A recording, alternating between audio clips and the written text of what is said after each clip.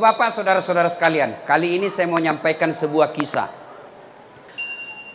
Ada orang hidup sesaman dengan Nabi, tapi tidak pernah ketemu Nabi. Tidak boleh disebut sahabat. Jadi kalau Bapak dengar sahabat Nabi, berarti itu orang hidup sesaman dengan Nabi. Tapi belum tentu sahabat kalau tidak pernah ketemu Nabi. Berarti syarat kedua pernah ketemu sama Nabi. Yang ketiga, beriman kepada Nabi. Yang keempat, matinya pun tetap beriman kepada Nabi. Ada orang ketemu dengan Nabi, sesaman dengan Nabi, tapi bukan sahabat, namanya Abu Jahal. Itu ketemu sama Nabi, tapi tidak beriman sama Nabi, bukan sahabat. Ini sehidup sama Nabi, tapi tidak pernah ketemu Nabi, bukan sebut sahabat, namanya Uwais Al-Qarni. Nabi panggil Umar sama Abu Bakar. Kalau bahasa kita, Umar sini saya kok. Bakar, gue dulu. Kenapa ya Rasulullah? Besok-besok kalau kau ketemu orang dari Yaman, namanya Uwais Al-Qarni, saya salam kepadanya. Sampaikan salamku kepadanya, dan kau minta didoakan sama itu orang. Bah, heran ini Umar, heran ini Abu Bakar. Siapa ini? Apa keistimewaannya? Akhirnya tunggu, wafat Nabi, tidak ada orang dari Yaman nama Uwais. Diganti oleh Abu Bakar Siddiq, tunggu, tidak ada juga orang dari Yaman nama Uwais. Tiba-tiba ketika Umar jadi khalifah, Amiral Mukminin, presiden sekarang, tiba-tiba ada rombongan musafir pedagang dari Yaman. Umar datangi, kamu dari Yaman? Iya. Ada di antara kalian nama Uwais Al-Qarni? Kata ini rombongan dari Yaman pedagang. Siapa? Tidak mungkin yang di rombongan kami. Masa Umar tanya, kok bisa ini? Akhirnya dia bilang, adakah di antara kalian nama Uwais Al-Qarni? Akhirnya pimpinan rombongan dia bilang ada. Tapi itu sana, itu dia tunjuklah pengembala. Jadi dalam rombongan itu mereka membawa onta. Dan penjaga onta itulah Uwais Al-Qarni. Nabi bilang Umar, tidak mungkin. Masa Nabi salam sama pengembala? Kalau di kampungku Pak Kampi. Masa Nabi masalah ku Pak Kampi tukang gembala? Tidak mungkin. Dilihat juga, masih muda. Dipanggillah, kau nama Uwais Al-Qarni? Dia bilang ya. Dia bilang, Umar, ada Nabi titip salam kepadamu. Bayangkan Pak, Nabi titip salam. Nabi, saya saja ini baru-baru diundang ke Istana Negara, di WhatsApp sama Menteri Agama, Saudara Ustadz Das'ad Latif. Saya atas nama pemerintah meminta untuk mengisi ceramah Isra Mi'raj di Istana Negara. Itu WhatsAppnya Menteri, langsung ku print. Dede, langsung ku kasih lihat semua pegawaiku di kantor. Menteri Agama bos. Pulang kampung aku pacinikan semua sepupuku. Ita ko cule sapomu. Coba istana. Masya Allah. Itu baru Jokowi yang undang Pak. Bisa dihilang jabatannya itu presiden 10 tahun saja. Setelah itu wabillahi taufiq wal hidayah, suluh ke istana. Coba, saya sudah bangga. Ini Nabi yang titip salam. Masya Allah. Umar penasaran. Uwais, apa gerangan yang membuat ini orang istimewa? Apa sebabnya Nabi titip salam dan minta didoakan? Nah, lebih tua kah dari dia ini? Dia bilang, ya Uwais, Nabi titip salam. Kau pada zaman itu waktu Nabi masih hidup, kenapa kau tidak datang menjumpai Nabi? Kau rindu sama Nabi? Iya, saya sangat merindukan Nabi. Ingin sekali saya ketemu sama Nabi. Lalu kenapa kau tidak lakukan perjalanan dari Yaman ke Madinah? Dia bilang begini, mamaku sakit kodong. Saya mau sekali. Dan saya kalau minta izin sama mamaku, ya bunda, saya mau pergi Rasulullah, pasti diizinkan. Tidak mungkin nalarang ke mamaku. Tapi kasihan mamaku sakit. Dia tidak bisa bergerak kecuali saya gendong. Mau makan saya harus suap. Mau buang air besar saya harus pikul. Saya gendong dia. Tidak mungkin saya bisa tinggalkan mamaku dalam keadaan sakit begini. Maka ku tahan rinduku kepada Nabi. Saya tahan rinduku mau ketemu sama Nabi. Karena saya harus jaga ibuku. Lalu kenapa Pak Lek bisa mau sekarang ke sini? Nabi bilang, kau meninggal nih. Baru kak bisa melakukan perjalanan. Subhanallah. Hikmahnya adik-adik sekalian, jangan kau panjang cerita. Punna duraka kau sama ibu bapakmu, jangan kau harap mau baik duniamu. Kalau kau kasih keluar air matanya ibumu, jangan kau harap masuk surga. Nabi bilang, Nabi biar ini hitam jidatmu gara-gara sholat. 5 kali hatam itu Quran selama Ramadan. Senin Kamis kau puasa, ngajar kau ngaji di masjid. Tapi patotoai kau sama mamakmu, demi Allah jangankan masuk surga, baunya surga kau tidak dapat. Nah sekarang anak-anak hiram kuliah ki, deh cewek-cewek dongo, deh sopannya sama cowok, nah iya kak terserah nih pret, beleng.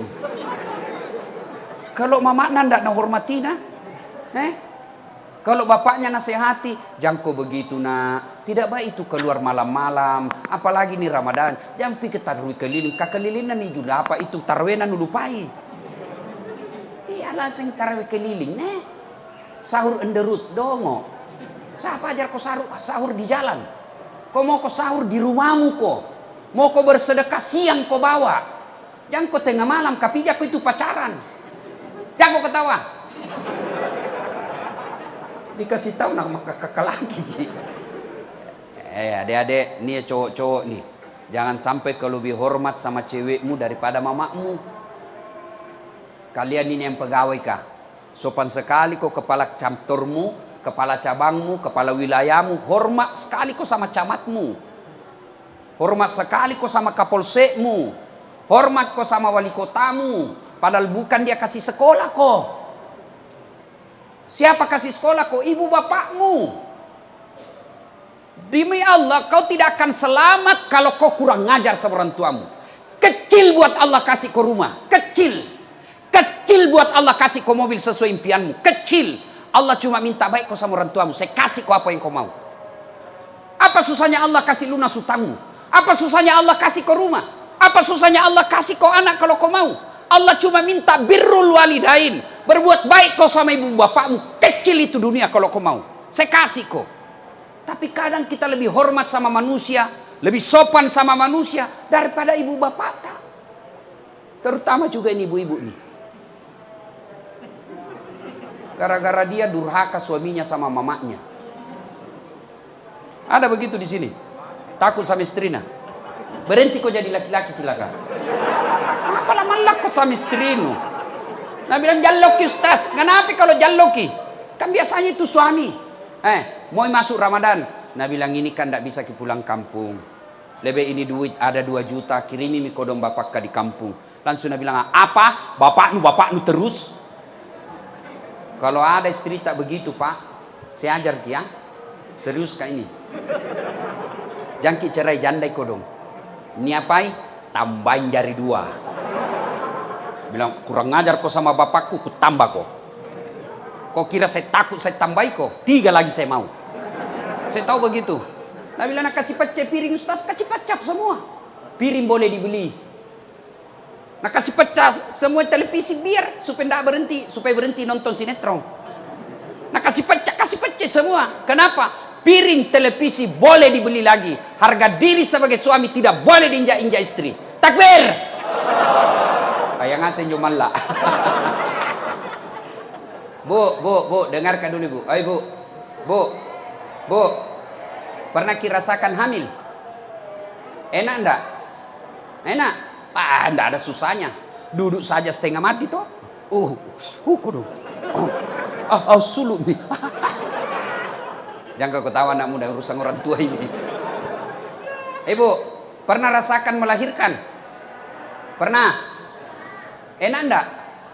Mana ada ibu-ibu melahirkan senyum? Enggak mentah-mentah dia kayak suluk nak. Pernah ibu rasakan bagaimana susahnya menyusui? Ibu, apalagi ketika tumbuh gigina.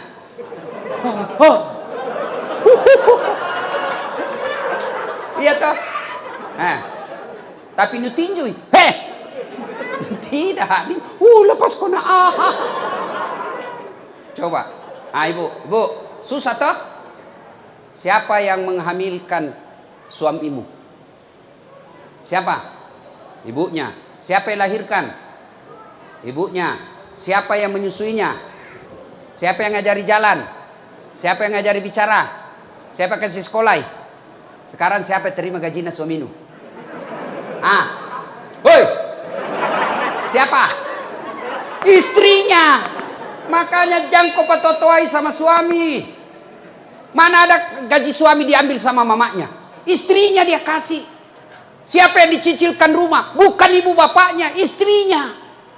Maka jangan pernah berkata pilih kau mamamu atau saya istrimu. Kalau saya bilang begitu, pasti kupilih mamaku. Istri, ada namanya bekas istri. Si mau kok. Bapak-bapak juga jangan kurang ngajar sama istri. Siapa yang hamilkan istri? Ibu nah. Siapa yang menyusui? Jangan kau bilang kau. Ibunya. Siapa yang lahirkan? Ibunya. Siapa yang ikuti sekarang? Siapa? Suaminya toh. Maka jangan sakiti suami istri. Jangan kau berkata pilih kau mamamu atau saya suamimu. Tidak mungkin itu. Maka yang baik saling menghormati. Ada rezeki dari suami, kasih. Mertua datang, bapaknya istri tak datang, kita sebagai suami kasih. Mama tak datang, kasih istri duit, ini kasih mamaku. Jangan malah disembunyi-sembunyi. Ini mak cepaknya, nanti naliaki lagi istriku, jaloki. Nah, adik-adik sekalian, percaya adik-adik. Kalau kau mau sukses, tidak harus sekolah ke luar negeri.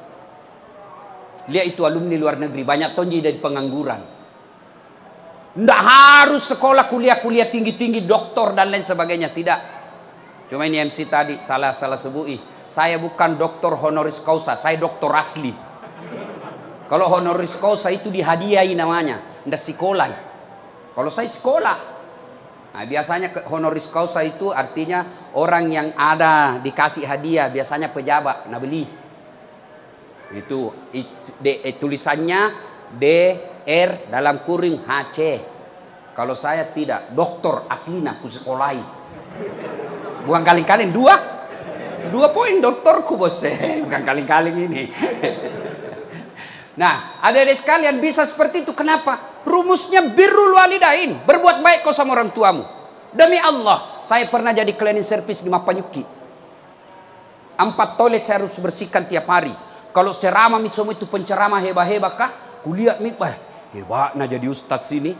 Saya bilang sama koordinator kebersihan, jangan aku gaji kak. Kalau ada undian namaku, undian umroh, kasih masuk namaku. Mudah-mudahan bisa ke umroh gratis. Sampai itu tunjuk kantor kah? Tidak dapat kak. Coba. Saya pernah rasakan dihina, dimaki, di PIS 3 Unhas Sospol. Lantai 2, ruangan 207 tempatku kuliah. Keluar ke kuliah nak tunjuki ke seniorku. Dah saat, ndak malu kau itu bajumu semua cakar. Tahu cakar toh? Join di 20 sampai sekarang masih langganan nggak? Dah saat, ada buka baru. Saya pernah rasakan itu dihina seperti itu. Jalan kaki bos, dari Jalan Harimau, depannya Masjid Baitul Aman. Itu ada lorong 77A. Depan Masjid Baitul Aman, ada di situ masuk lorong. Di situ saya tinggal 11 tahun. Jalan kaki kadang-kala dari Jalan Harimau ke Jalan Cakalang waktu ku SMA. Coko-coko. Jalan masuk jalan Pasar Cidu. Jalan kaki waktu saya SMA. Pergi ke rumahnya sepupu. Nah bilang dia apa? Datang itu cari uang PT. Tapi saya tidak pernah sakit hati. Saya cuma bilang, tidak mungkin begini terus hidupku kalau baik sama orang tuaku, baik solatku. 2 saja saya pegang. Tidak pernah saya lepas solat saya, tidak pernah saya hina dan sakiti orang tua saya. Alhamdulillah sekarang bos. Jo yang pernah hina kak, nah bilang ke baju cakar, tahun ke-9 ini tahun saya kasih zakat. Itu dulu saya kerja cleaning service supaya bisa kak dapat undian umroh. Sekarang saya punya travel sendiri. Kapan saja saya bisa umroh dan haji. Dengan izin Allah. Kalau saya dulu jalan kaki, alhamdulillah ada Tommy mobilku. Tidak banyak yang punya seperti itu di Makassar. Apa? Dengan izin Allah. Kau anak muda bicara kau soal popularitas, nukala followerku. Apa? Nukalai. Enak bos. Apa? Bicara soal pekerjaan, ada kerjaku. Saya dosen. Tidak perlu saya pergi cari muka sama manusia. Tidak perlu saya menjilat-jilat sama pejabat. Iya puang. Mana caranya? Muliakan orang tuamu. Birrul walidain. Berbuat baik kau sama orang tuamu.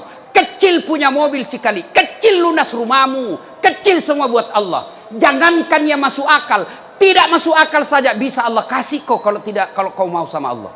Cuma kan kadang-kala kita muliakan orang lain, ibu bapak tidak kita hormati. Gimana ceritanya? Dia lahirkan kita, dia sekolahkan kita, dia jualkan ki rumah untuk dia.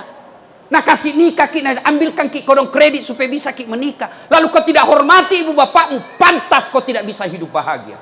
Rumahmu mewah, mobilmu megah, tapi tidak kau temukan kebahagiaan dalam hati ketika kau durhaka sama orang tuamu. Maka adik-adikku sekalian, yang masih hidup orang tuanya, jangan kau cerita jauh-jauh. Biar kau sama orang tuamu. Orang tuaku pebotor Ustaz, orang tuaku pasalingku, orang tuaku pangedar. Tidak ada urusan. Urusanmu muliakan orang tuamu. Belajar dari kisahnya Ibrahim alaihissalam. Bapaknya namanya Azar, sembah berhala. Ibrahim mau ribut sama bapaknya. Allah bilang, sadar kau Ibrahim, jangan kau ribut sama bapakmu. Tapi dia hanya berhala ya Allah. Dia bikin patung. Allah katakan bukan urusanmu. Kau yang mengalah, kau yang keluar dari desamu. Maka bapak-bapak, itu kalau anak-anak, ini kita yang sudah tua-tua. Kalau ada orang tua tak tinggal sama kita, itu pintu sorga paling gampang masuk. Biar sholat tak biasa-biasa ji. Tidak pernah jaki puasa Senin Kamis. Tahajud pun jarang. Tapi kita muliakan orang tua yang ada kita pelihara di rumah. Itu pintu masukmu sorga paling gampang. Maka kalau ada orang tua tak di rumah, rewel kodong karena mulai mi tua, mulai mi pikun-pikun, itu Allah tersenyum lihat kamu. Allah kasih kau pintu sorga. Tidak semua anak dikasih umur panjang orang tuanya diurus. Tidak usah kau bolak-balik pergi umroh kalau kau kurang ngajar sama ibumu. Mau sekali saya umroh Ustaz, mau sekali saya haji, tapi tidak ada uangku, tapi ada orang tuaku di rumah. Itu orang tuamu kau urus. Allah kasih kau itu semua yang kau mau.